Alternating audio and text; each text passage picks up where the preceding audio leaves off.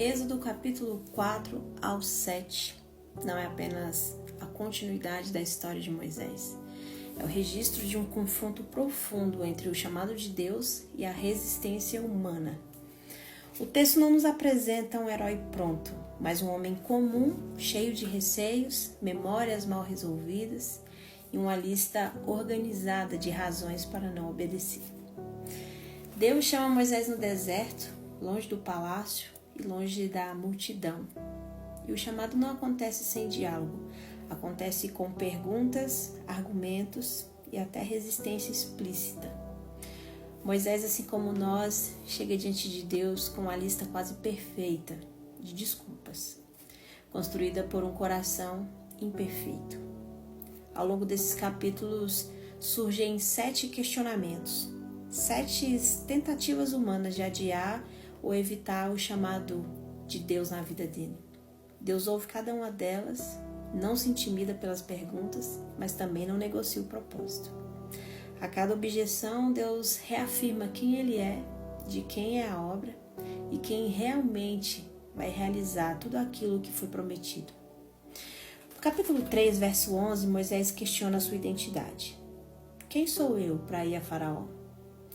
Moisés não está negando o chamado, ele está comparando o tamanho da sua missão. Ele olha para si antes de olhar para Deus. A sua pergunta revela um homem que ainda se enxerga pelo fracasso do passado e não pela promessa de Deus.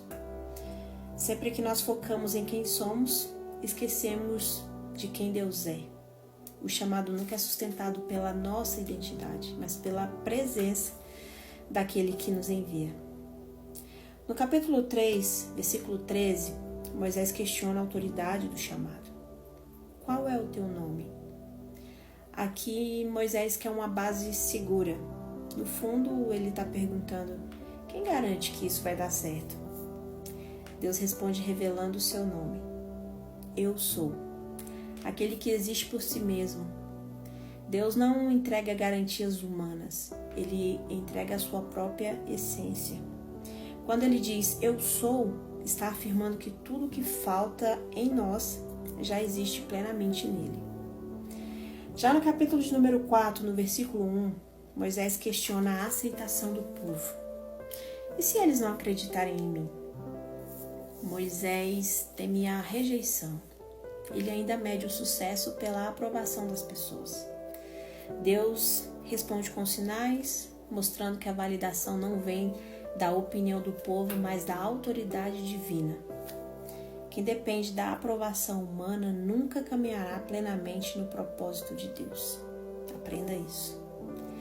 Já no capítulo de número 4, no verso 10, Moisés questiona a sua incapacidade. Eu nunca fui eloquente. E ele repete essa frase várias vezes. Moisés aqui ele está focando nas suas limitações naturais. Ele acredita que Deus precisa de habilidades extraordinárias para realizar obras extraordinárias. Deus não escolhe os mais capacitados. Ele capacita aqueles que ele escolhe.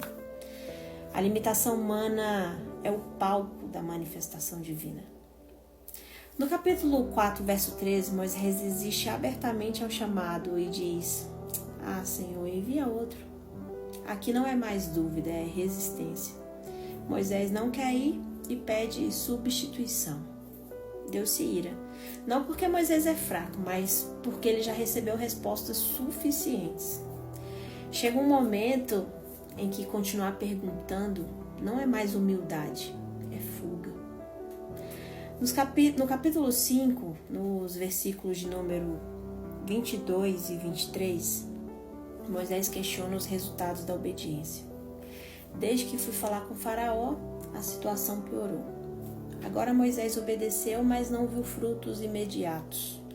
Ali ele conclui que a obediência a Deus trouxe problemas ao povo. Obediência não garante facilidade imediata, mas garante alinhamento eterno. Nem todo começo difícil significa que Deus não está no controle. No capítulo de número 6, verso 30, Moisés se autoacusa espiritualmente. Eu sou incircunciso de lábios. Moisés se define por sua insuficiência espiritual. Mas Deus responde reafirmando: eu sou o Senhor. Quando tentamos nos desqualificar, Deus reafirma a sua soberania. Porque o chamado não depende da nossa eloquência, mas da nossa fidelidade. Mesmo que você não seja um assíduo leitor da Bíblia, você sabe quem foi Moisés. Depois que ele aceitou ser instrumento de Deus, ele não ficou marcado pelas desculpas que ele apresentou, mas pela obediência que ele escolheu.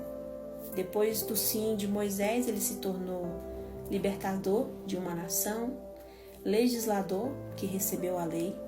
Ele se tornou intercessor que falou com Deus face a face, um líder que conduziu o povo ao deserto e uma referência espiritual para todas as gerações. Tem gente que já deveria estar longe na caminhada com Deus, sendo usado de forma extraordinária, mas ainda está na fase das perguntas, das desculpas, da incredulidade, da incapacidade, do despreparo.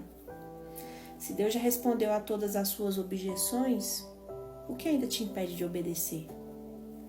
Já estamos vivendo os últimos momentos da igreja na terra e Deus tem pressa em te usar. Porque quem tem chamado não tem escolha, apenas a decisão de resistir ou cooperar. E cooperar com a obra de Deus é o maior privilégio humano. Caminhar com o eterno, mesmo sendo limitado, e ver Deus fazer através de nós aquilo que jamais nós conseguiríamos sozinhos.